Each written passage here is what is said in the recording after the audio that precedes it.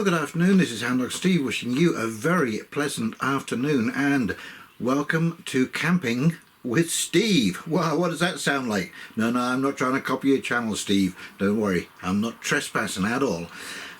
Anyway, I don't know if you've seen Stealth Camping with Steve Wallace. It's quite an interesting set of videos that he puts together, and it's worth a little time to watch. What are you getting up to? So whilst I'm waiting for my supper to finish off, I'm having a chicken tikka with rice tonight, and yeah, I thought I would just do a quick catch up because we've run into a couple of little hitches, and caused by one hitch, and that was we had a really heavy downpour. Thankfully, it was wonderful, but the site that we picked, it's slightly in the wrong location because the hole that we dug just kind of filled up with water, and it got pretty sloppy in there. So anyways, we've had to rearrange things just a little bit. It's just a slight move, and the way we're going to do things, and anyway, so we should be continuing that next week. And in the meantime, I have been reading the Sun newspaper. And you know, it's a scrubby little paper, but this is from the Times, the Sunday Times, and it's Laurie Goldstein. Here he is. He used to do Goldstein Fights Back on CTV. Anyways, China's secret bioweapon research caused pandemic report, and this is basically the Times investigators and reporters got into China. They read all kinds of secret documents and emails and a testimony of people who were staff in the WuhanLab and all this kind of stuff, and they concluded that this was indeed a bioweapon that leaked out of the lab somehow, and the Chinese were getting together their own inoculations to prepare for releasing this bioweapon. I mean, it's absolutely staggering. I mean, this was considered conspiracy theory 2 years ago. And now here we are, it's out in mainstream media, the Sunday Times in the UK, and I'm going to take a look at that article, and I may do a quick report on it, but yes, I think it's what we all knew, what was said in the very beginning, and so now it is finally coming to light that all of this was caused by one country. And the resulting lawsuits because of that, I have no idea how far and how deep they will reach, because apparently these investigators have actual proof, have documents, emails, all of this kind of stuff, replies, responses from military that was intercepted.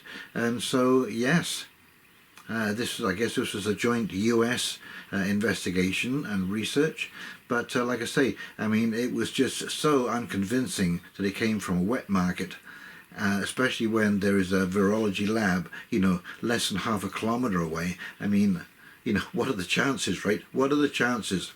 And of course, you know, if there is a crack in the door, things will leak out.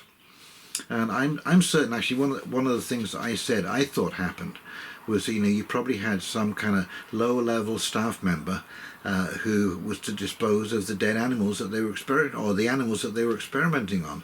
And you know, he had a brother who happened to have a rat market, you know, because they do eat rats in China. It's not a secret, I don't think.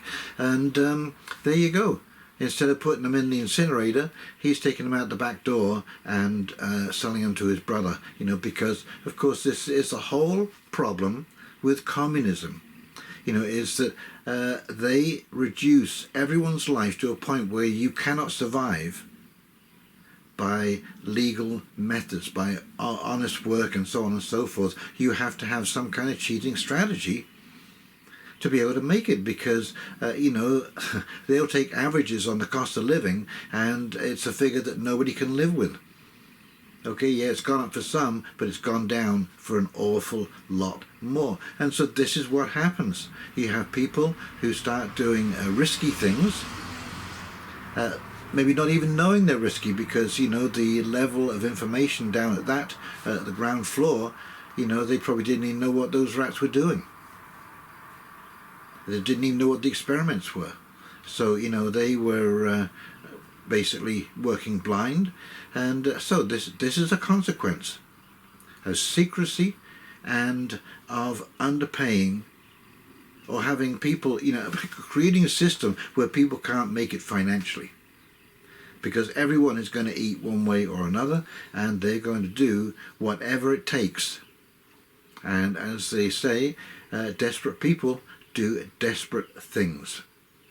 Anyway, let's go have a quick look around the site, quick poke around the trailer, and yeah, we'll come back and do a quick wrap up. Okie dokie, here we go. There you go, there's my supper cooking away.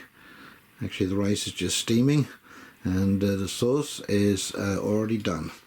So yeah, it's a pretty standard trailer. It's a 32 footer, and it's serviceable. I often wonder, I used to have these people would come to my store occasionally who are building a house, and they spend the whole summer and part of the winter in the house whilst they were building, in the trailer whilst they were building the house. And yeah, I often wonder what that'd be like, and you know what, folks, it's like camping. It's okay. I would prefer to be in, a nice big container. Well, not so much bigger, but still. It is just a little bit cramped, and I don't have enough space to store all of my stuff, so we have partially unpacked boxes.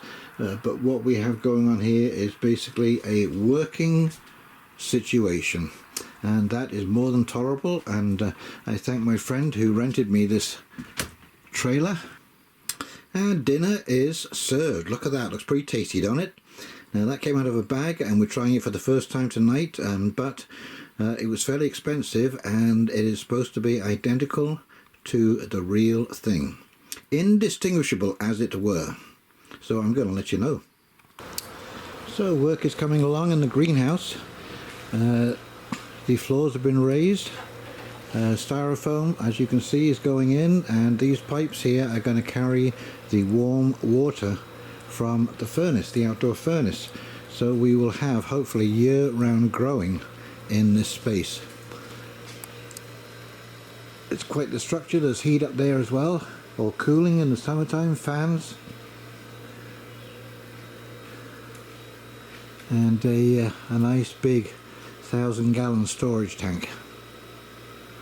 And that will also be feeding the tiny home when it is finished, and also backup for firewater storage. The strawberries are transplanted well, and as you can see, the straw is down. Berry bushes, blackberries. Always takes a little while. There's always a little bit of transplant shock there, so it takes a week or so, 2 weeks, for them just to settle down, bed in. And of course they were over on the other side in the manure heap, and so they've had 2 transplants, from the pot to the manure heap, and then to their final resting place in the raised beds here. Anyway, so I'm kind of pleased with the way they're coming along. They're all showing new growth there, so that's very promising. And we got some chives put in, and my favorite, cilantro. Some pepper plants, 2 red peppers and 1 hot pepper, and just 2 tomato plants this year. And you look at those little chickens. Anyway, we should be getting some tomatoes soon, so I'm pleased about that. We'll see what they look like this year. But yes, this is a nice little outdoor raised bed. And so finally, my 20-foot container is on the property now. And as soon as this site gets leveled, I'll be purchasing a 40-foot container. Yep, very happy about that. And I'm sure the people at the last property are also very pleased about that.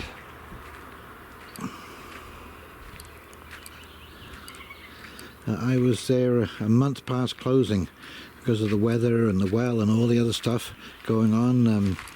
Yes, problem after problem. Anyways, finally it's here, it's unloaded, and we're good to go. Okay, so this has only just dried up. It was absolutely full to the brim with water, and of course you can see why. The water just cascades down there. So Anyway, there will be a drain put in down here to run that water off, and as you can see by the string markers, everything's just had to be moved about 6 feet down and 4 or 5 feet over, and the 20 foot is going to go at the far side over here and not on the side where the drain is. So we just had to reverse the plan, the drawing, and so this is the area. We're just going to level this out, and we're going to put down some crush. There'll be a row of rocks along the front, and then we will put our 8 pads in and we'll be good to go. That container up there will be moved over here, and the 40 foot will go along here. I can't wait. It's a very interesting project. Just hope the finances can last out. Things are going up in price like you wouldn't believe. The wood that I brought with me, you know, I paid $7,000 for that wood 3 years ago. It's now easily worth $21,000. It's tripled in price, and they're talking now of even more price increases since the forest fires have hit Canada. So yes, the sooner we can get going on this, the better. And like I say, I can't wait for that container to arrive and start cutting holes for windows and doors. We've got these 4 pads put in, and that is for the other 20-foot container. Is going to be picked up on Thursday by a crane and lowered onto these 4 pads. So that is going to make a real big difference. Moving that far container over there is going to open up that road, and you'll be able to back the other container right up almost into position. And of course the other thing is the drain has been partially installed. That is going to become a French drain down there. It's like a sort of half drain just to run the water off, and there'll be a concrete box to turn that corner, sending it down the hill. Unbelievable amount of water, and you can see how wet the soil still is here. Wow, we had a lot of rain. We had about 3 inches of rain in 24 hours. Quite a bit. Anyway, as you see, work is progressing. It's looking good.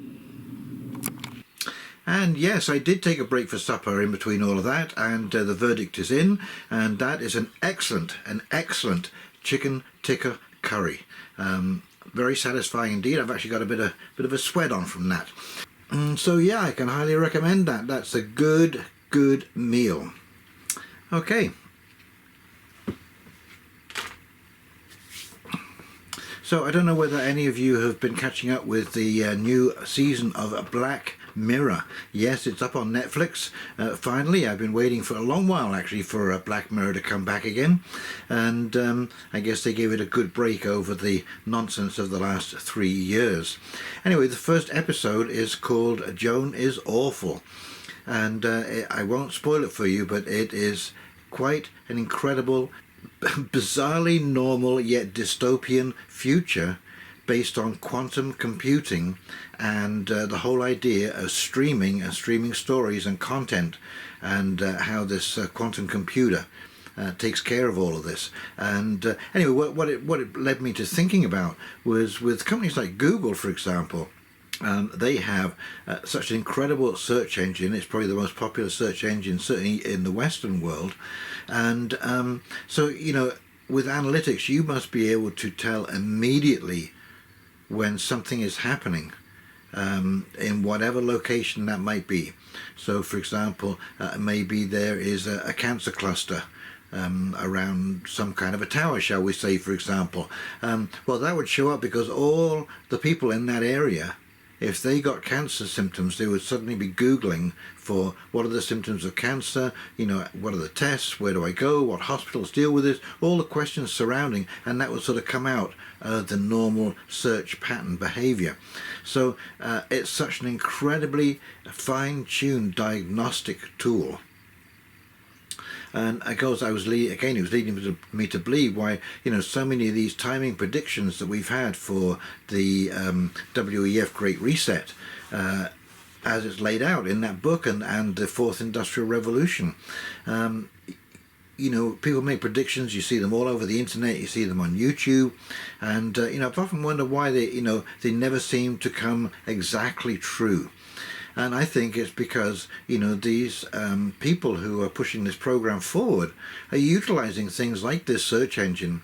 And when they see too much pushback or too much public awareness taking place, more people searching for that topic, they suddenly draw back on that and say, okay, let's back off on that. Let's push forward on the financial. Now, no one's really talking about the financial. They've forgotten about that. Yeah, we haven't had a few bank failures or stock market crashes for a while. Everything seems quiet. Okay, let's push forward on that front. And when that gets too hot, they do a pause. And then they push forward on societal issues. You know, anything that is not high on the search list of the general public, that's what they're going to push ahead on until they start seeing pushback. They draw back. And, you know, they managed to actually move ahead with their agenda quite successfully. Because, you know, when you look over the last 3 years, you know, the things that have changed is absolutely unbelievable. And, you know, when you bear in mind that little piece that I was talking about in the beginning of the video, you can see why our supply chains have been so severely interrupted, and that this was a deliberate effect. It was planned out. It was planned to happen this way. You know, because we all know that this particular lab has connections to the NIH, Anthony Fauci, the WHO, Bill and Melinda Gates. You know, there are all kinds of vested interests who were, you know, around at the time, supplying money to all of this kind of stuff. And so this was a deliberate action, okay? And all the trouble that it's caused. And we're now starting to feel those fingers reach out into every corner of our society.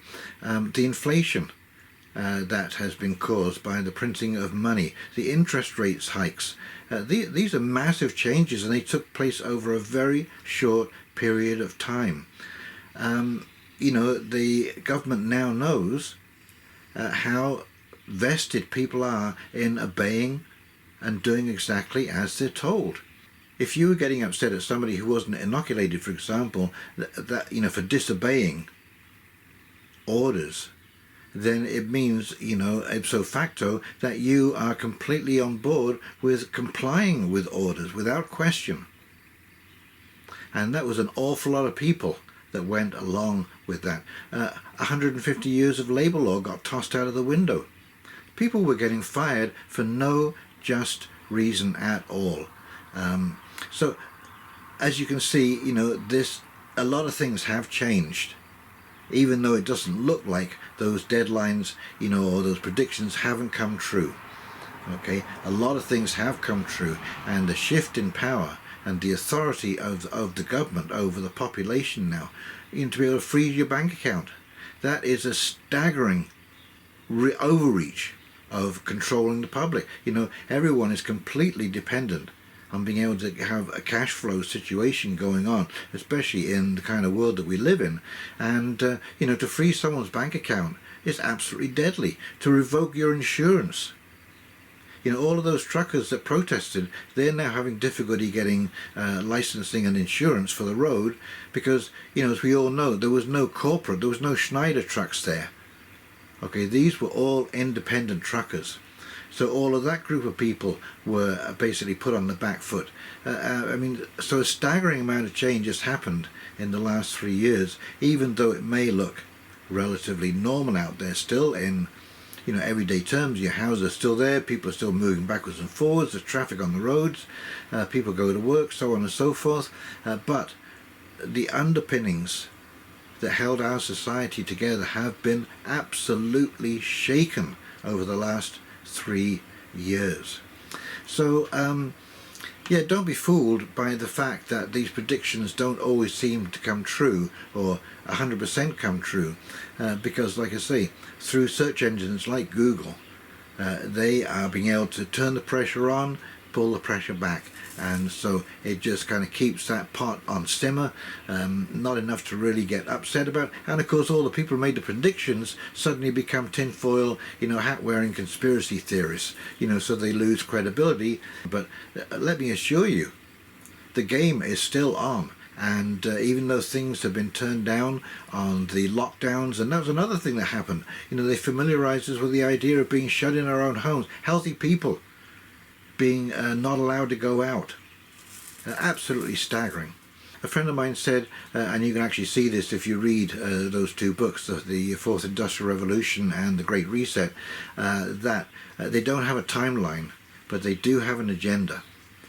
And it's really about achieving things, knocking things off on that agenda as they move forward, rather than achieving them in a certain critical amount of time. Although I do think time is running short for them, because we're now learning how to maneuver fairly quickly on the internet and picking up information fairly quickly. I mean, I'm surprised how quickly stuff gets out there on Twitter, on YouTube, on Facebook, and so on and so forth. So people, lots and lots of people are now looking in different directions, and so I believe the pressure is on, and I think that things will probably heat up this summer, even if the weather doesn't. Okay, well, that's about it from me. Everything is fine. I'm in fine fettle. I've got a good attitude. I'm optimistic for the project that's up and coming. Not certain about where all of this is going to end up. We're still not 100% clear on how this is going to play out, other than we are going to have shortages and or price increases. Another 17 cents going on gasoline as of July the 1st in Canada. That is a big jump. That is a big jump. I hope you're doing well, and the wind is at your back, and the sun is pouring down on you like honey. And in the meantime, this is Houndog Steve signing off, wishing you a very pleasant evening, and we'll talk very, very shortly. See you now. Bye.